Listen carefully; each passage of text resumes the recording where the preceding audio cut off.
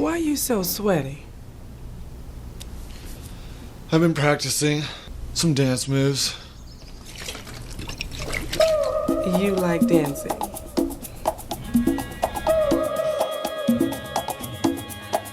Step to the rhythm.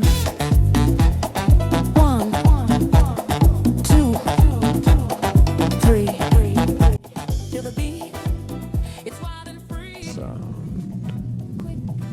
Put on your dancing shoes and do not. Imagine this.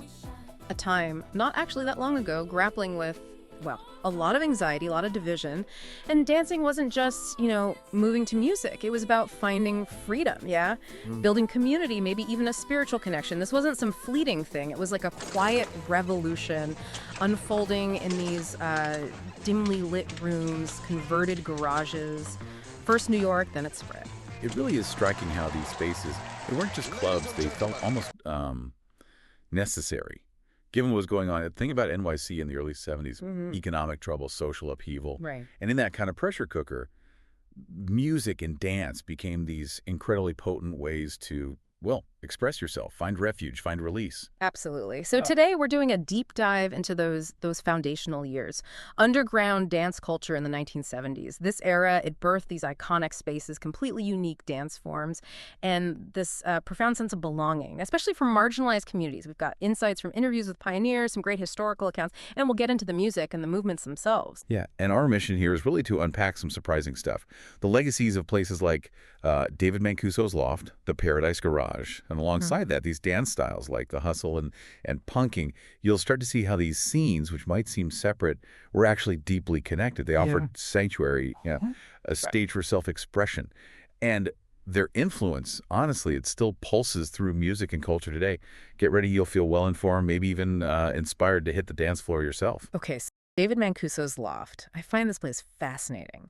Started Valentine's Day, 1970, and it wasn't just a party. The name was Love Saves the Day. Yeah. What was it about Mancuso's vision that made it so different? What was truly revolutionary, I think, was his commitment to like a pure community vibe. He was inspired by old rent parties, that intimacy, bringing people into a home, no commercial pressure. And crucially, they never sold alcohol at the Loft. Mancuso, he wasn't really, despite how it might seem, he wasn't a hippie, he was an urbanite. But his focus was intensely on love, freedom, community. People genuinely described it as like spiritual, feeling connected almost psychically through the music. And the sound system. Yeah. Legendary for a reason, right? Right. Not just loud, but crystal clear. Fidelity was key. Absolutely. He insisted on the absolute best components. Custom turntables, those famous Klipskorn speakers, and minimal gear. No mixers, no compressors, no EQs. His whole goal was to minimize any filter distance between the vinyl and your ears. But what did that feel like on the dance floor? Imagine hearing music so pure, so unadulterated. It was like the artist was right there, playing just for you. It created this intimacy, this depth, totally unique for the time. Which raises a good question. How did that affect the music selection? See, Mancuso hated being called a DJ. He preferred musical host. It's the co-host, right? Yeah. And he didn't beat match. He played each song start to finish. Sometimes really long tracks, 8, 9, even 11 minutes. He focused on how one record linked to the next sonically, its message, its energy, the story it told. It was a whole journey. A lost art, really. So if that's the music philosophy, how did that translate to the crowd? He talked about organic diversity. Yes. The Loft brought together this incredible mix, often like 60% black, 70% gay, but really all sexual orientations, races, economic backgrounds. It was a place where no one was judged, a vital safe haven, especially for gay, black, and Latino youth. Some kids had literally been kicked out of their homes. Wow. How crucial were spaces like that for the community back then? Looking at the bigger picture, the Loft basically functioned as what we now call a temporary autonomous zone, a space where normal rules were suspended, allowing for radical self-expression. And also a third place, that vital community hub outside home and work, crucial for healthy communities. And this was years before those terms were common. It genuinely embodied social progress, personal liberation. People moved like this one collective mass on the floor, wild, ecstatic dancing, but somehow nobody seemed to bump into each other.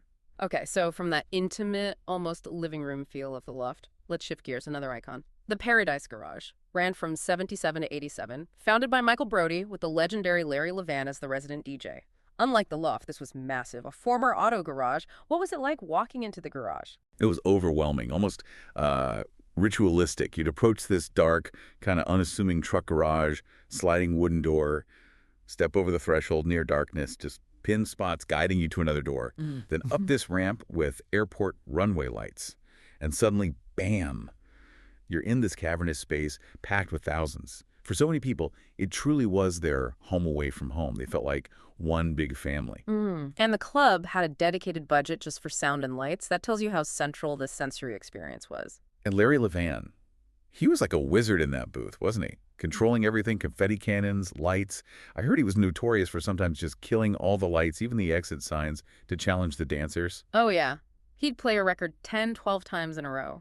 Sometimes deliberately clear the floor because people wanted their life on that floor, but maybe didn't know the new track yet. Right. But then he'd bring it back, play some hits, then drop that same record again later.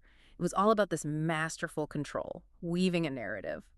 So how did his approach compare to Mancuso's? Still storytelling. Absolutely compelling. Larry, much like Mancuso, focused on that storytelling, matching feelings through the music. Not just strict beat matching, though he could definitely mix precisely. He was known for breaking new tracks. If he'd love a record, he'd play it relentlessly. People would leave the club and go straight to the record store to buy it.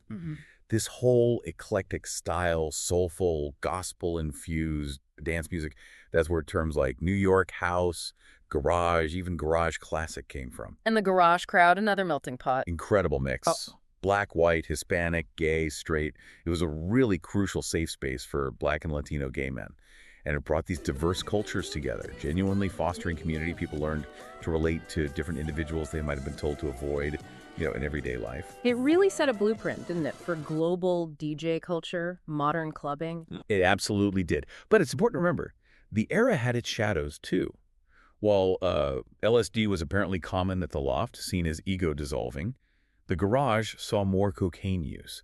Some felt that didn't foster the same deep connection. And then it really puts the resilience of these communities into perspective. Even facing such huge challenges, that human need for expression, for connection, it never went away. In fact, it often led to these amazing creative explosions on the dance floor.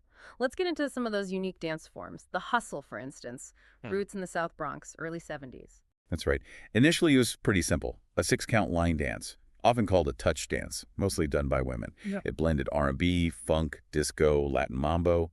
But what's crucial is how the hustle became this vital outlet for young Latino teens in the South Bronx. It was a way to find common ground, even peace, amidst all the gang violence. Wow. It quickly evolved into a faster, more robust version of the Latin hustle. Fancier moves, more complex footwork. Then it spread to Black and white communities across NYC and eventually, worldwide. Pioneers like Willie Estrada documented this history. Tracks like Joe Baton's Latin Strut in '73 really helped push it forward. And then, of course, Saturday Night Fever in '77 brought it to the masses. But it's worth pointing out, right, what Travolta did, that tango hustle, wasn't quite the original Bronx club hustle. Exactly. That was developed for the film by Danae Terrio.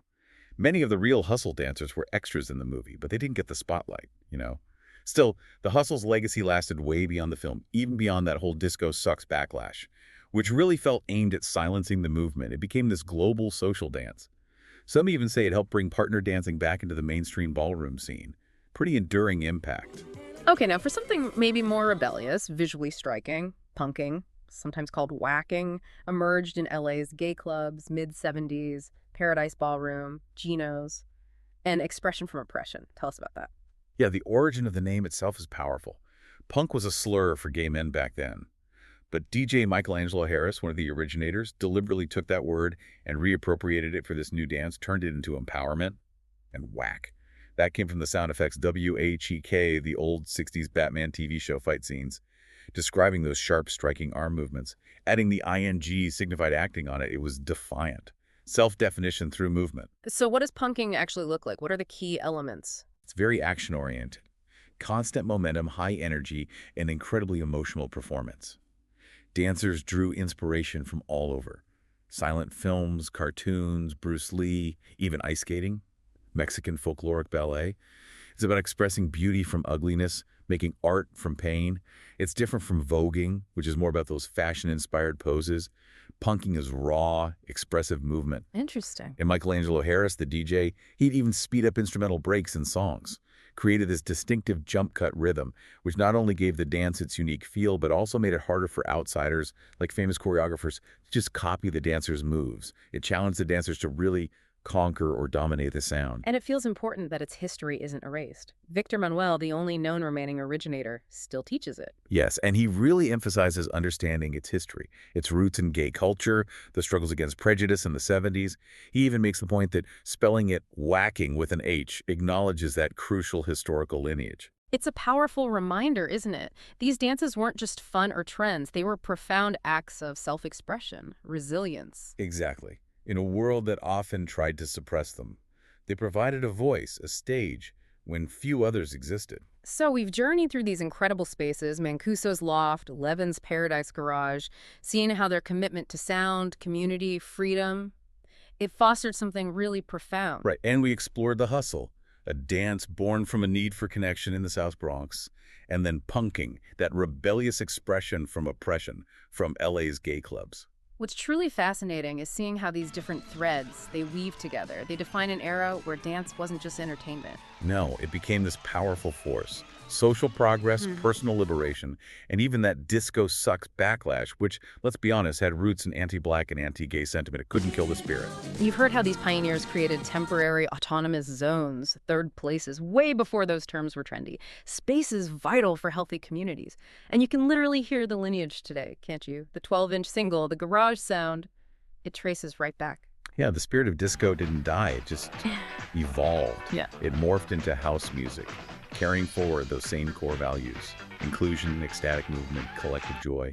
So as you think about how dance and music continue to evolve, maybe consider this. In a world still searching for connection, for belonging, what can we learn from these 70s underground movements about fostering real community, creating spaces where everyone feels truly free no matter what's happening outside? What does it mean for you to really dance like nobody's watching? And how could that spirit maybe impact the spaces you move through?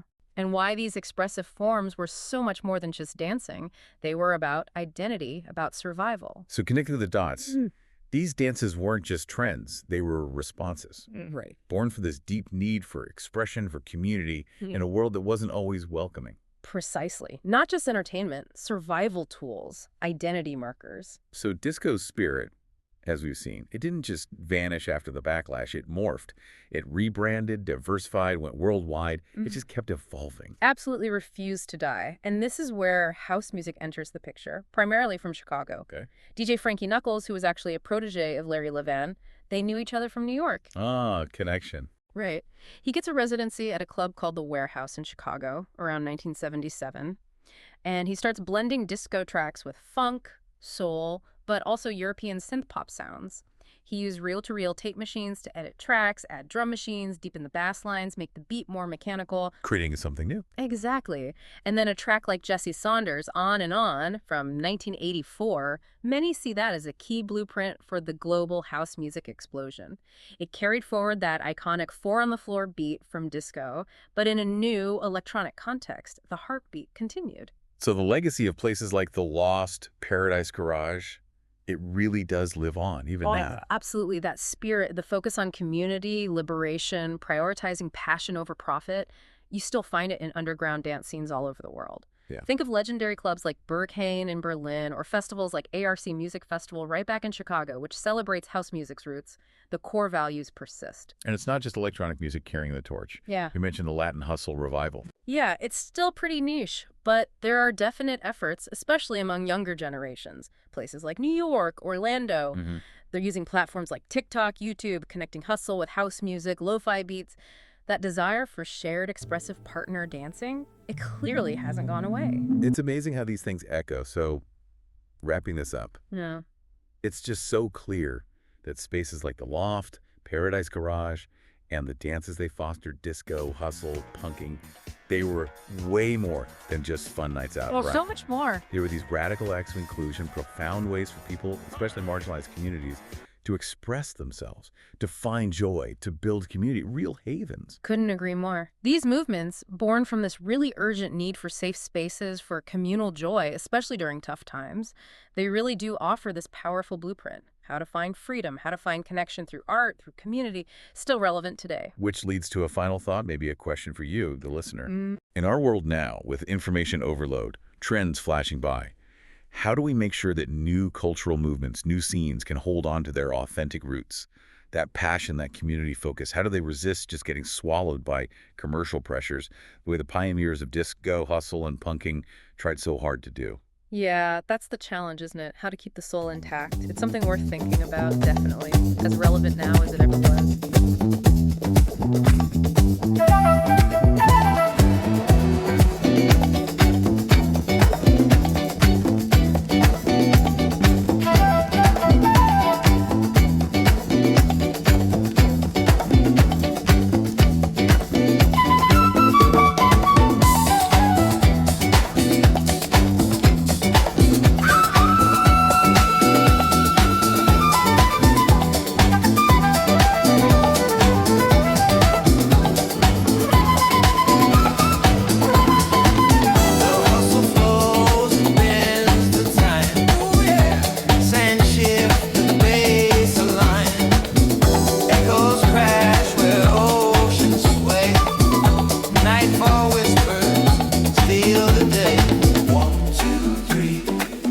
Alive.